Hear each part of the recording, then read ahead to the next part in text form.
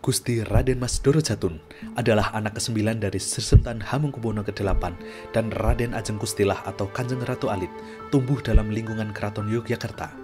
Namun masa mudanya lebih banyak dihabiskan di luar keraton. Ayahnya menitipkannya kepada keluarga Belanda, yakni keluarga Mulder yang menjadi kepala sekolah di NHJCS atau Natural Hollands Javanese Jongen School di Gondokusuman, Yogyakarta. Langkah ini bertujuan agar GRM Doro Jatun bisa mandiri dan mendapatkan pengalaman hidup dari masyarakat umum. Masa kecilnya dikenal dengan panggilan Hengki. Pendidikan GRM Doro Jatun mencakup berbagai jenjang, dari sekolah dasar hingga perguruan tinggi, baik di dalam maupun di luar negeri. Di dalam negeri, beliau bersekolah di Vorbel School, Erste Europe Lagerte School, Natural Europe School, dan Hogere Burger School di Indonesia. Setelah menyelesaikan pendidikan dasarnya, beliau melanjutkan studi di Semarang dan Bandung. Pendidikan formalnya tidak berhenti di situ.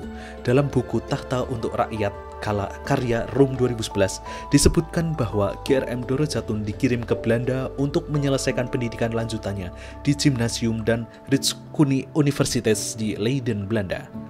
Di Belanda, beliau belajar ilmu hukum tata negara dan aktif dalam klub debat yang dipimpin oleh Profesor Sirke. Masa pendidikannya di Leiden memberikan banyak pengalaman berharga dan memperluas wawasan dalam berbagai bidang. Sekembalinya ke tanah air setelah menyelesaikan pendidikan di Belanda, GRM Doro Jatun menerima keris Kiai Joko Piturun dari ayahnya, Sri Sultan Hamengkubuwono VIII. Keris tersebut merupakan atribut putra mahkota dan simbol kedudukan sebagai calon penerus kerajaan. Tantangan besar menanti GRM Doro Jatun dalam perjalanannya. Ia harus berhadapan dengan politisi senior Belanda, yakni Dr. Lucien Adam, yang saat itu sudah berusia 60 tahun, sedangkan GRM Doro Jatun baru berusia 28 tahun.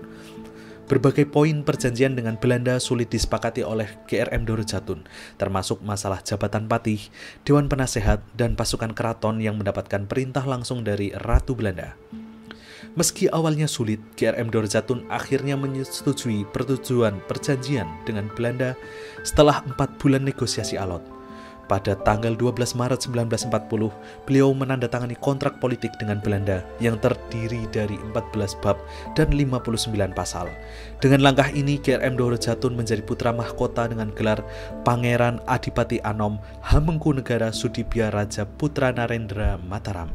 Penobatan resminya sebagai raja dilakukan pada Senin Pon 18 Maret 1940 dengan gelar Sampeyan Dalem Ingkang Sinuwun Kanjeng Sultan Hamengkubuwono Senopati Inggalogo Ngabdurrahman Sayyidin Panatagama Khalifatullah Kaping 9. Pada bulan Maret 1942, kekalahan Belanda oleh Jepang menyebabkan Yogyakarta beralih menjadi bagian dari wilayah kekuasaan Jepang. Pada masa itu, Sri Sultan HB9 menyusun strategi untuk menghadapi penjajah Jepang. Strategi ini dilaksanakan oleh masyarakat Yogyakarta karena mereka memiliki keyakinan yang kuat kepada kepemimpinan Sri Sultan HB9. Pada saat itu, salah satu strategi yang dijalankan oleh Sri Sultan HB9 adalah dengan menginstruksikan rakyatnya untuk membangun sistem selokan. Menurut cerita yang diceritakan kembali pada buku Tahta untuk Rakyat, yang diyakini berasal dari ajaran Sunan Kalijaga, kemakmuran rakyat Mataram akan terwujud apabila dua arus sungai yang mengapit Yogyakarta bersatu. Pembangunan ini bertujuan untuk menghindari upaya Jepang dalam memaksa rakyat Yogyakarta bekerja paksa atau menjadi romusa. Proyek pembangunan selokan ini menghubungkan Sungai Progo dan Sungai Opak yang kemudian dikenal dengan Kanal Selokan Mataram. Menurut Dinas Perpustakaan dan Arsip Daerah Istimewa Yogyakarta, pada masa penjajahan Jepang, Yogyakarta diwajibkan mengirimkan tenaga kerja paksa yang dikenal dengan sebutan romusa.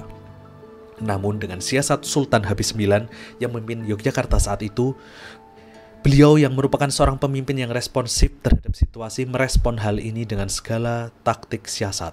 Dalam buku Tahta untuk Rakyat, dijelaskan bahwa Sultan HB9 memiliki kecerdasan dalam menghadapi tentara pendudukan Jepang, termasuk dalam kebijakan romusa. Menyadari bahwa beliau tidak dapat langsung menentang pemerintah Jepang secara terang-terangan, Sri Sultan HB9 memanipulasi data statistik Yogyakarta, termasuk dalam jumlah penduduk dan hasil pertanian. Dengan memanipulasi data tersebut, Sri Sultan HB9 menyajikan argumen kepada pemerintah Jepang bahwa Yogyakarta tidak mampu untuk menyediakan tenaga kerja atau hasil pertanian karena sering dilanda banjir. kekeringan, dan kekurangan tenaga kerja untuk Romusa. Pada akhirnya Jepang mempercayai argumen tersebut dan memberikan dana kepada Sri Sultan Habib IX. Dana tersebut digunakan untuk membangun infrastruktur irigasi, termasuk pembangunan saluran air dan pintu air hujan untuk mengatasi masalah genangan air dan mengalirkan air ke daerah yang kekurangan air di Yogyakarta Utara, yakni Sleman. Peristiwa penting lainnya terjadi pada 17 Agustus 1945 ketika Soekarno-Hatta memproklamirkan kemerdekaan Indonesia. Hal ini disambut baik oleh rakyat termasuk di wilayah Yogyakarta. 2 hari setelah proklamasi kemerdekaan, Sri Sultan Habib IX mengirimkan telegram ucapan terima kasih, ucapan selamat kepada kedua proklamator. 2 minggu kemudian pada 5 September 1945, bersama Pakualam ke-8, dikeluarkan maklumat yang menyatakan bahwa Yogyakarta sebagai bagian dari Republik Indonesia. Sejak saat itu, Yogyakarta tidak lagi menjadi negara sendiri, melainkan bagian dari integral Indonesia. Yogyakarta mendukung sepenuhnya Republik Indonesia dalam berbagai aspek, termasuk finansial. Selama masa ibu kota Republik Indonesia berada di Yogyakarta, segala urusan finansial ditopang oleh keraton. Sri Sultan Habib IX tidak pernah memperhitungkan jumlah yang telah dikeluarkan, karena bagi beliau ini adalah bagian dari perjuangan untuk kemerdekaan dan kemajuan Indonesia.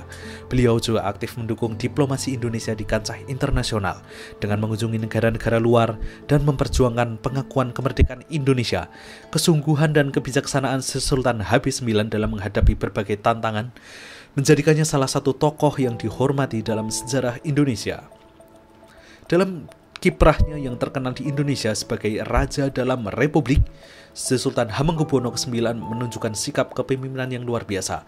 Beliau berhasil membawa gaya kepemimpinan terhadap wilayah Yogyakarta ke dalam bentuk kedaerahan yang berbudaya sekaligus nasionalis. Dibuktikan dengan kiprahnya dalam perjuangan membangun republik. Menurut teori kepemimpinan yang diutarakan oleh Maxwell, dikutip dari penelitian Narendra dan Marjaya pada tahun 2021, Sri Sultan Habib IX berada pada level kepemimpinan 5 atau puncak. Sri Sultan Habib IX yang memerintah Yogyakarta selama lebih dari 30 tahun adalah contoh ideal dari seorang pemimpin yang mencapai level 5 atau pinnacle. Dalam teori kepemimpinan Maxwell, dihormati dan meninggalkan warisan besar adalah 2 ciri utama pemimpin di level tertinggi ini, yang tercermin dalam gaya kepemimpinan beliau. Dalam gaya kepemimpinan yang diungkapkan oleh Kossus and Posner, dikutip dalam penelitian Sadono pada tahun 2008 dalam The Leadership Challenge, disebutkan ciri kepemimpinan transformasional dan karismatik. Sultan Habib IX sebagai pemimpin budaya dan masyarakat Yogyakarta yang menonjol bukan hanya sebagai pemimpin dengan kemampuan kepemimpinan yang kuat, tetapi juga contoh nyata dari pemimpin yang menggabungkan sifat transformasional dan karismatik dalam kepemimpinannya.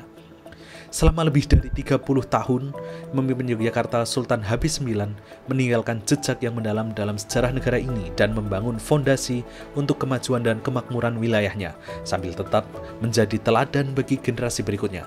Kemampuan Sultan Habib IX untuk mengubah masyarakat Yogyakarta secara positif dan signifikan melalui karir yang dijalaninya, seperti kebijakan membangun selokan Mataram hingga kiprahnya dalam bernegara, adalah bukti kepemimpinan transformasionalnya. Sultan Habib IX dengan segala kiprahnya dalam memimpin Yogyakarta memberikan bukti nyata akan kepemimpinan yang ideal. Dengan terus berada dalam lingkungan budaya yang kuat, tak menghalangi Sultan Habib IX menjadi pemimpin hebat dengan ciri khas kepemimpinannya. Jiwa kepemimpinan transformasional dan karismatik yang melekat pada dirinya menjadikan beliau menjadi seorang pemimpin yang dicintai rakyatnya. Sri Sultan Habib IX sepenuh hati mencintai negeri ini dengan berbagai kiprah dalam kepemimpinannya yang fenomenal.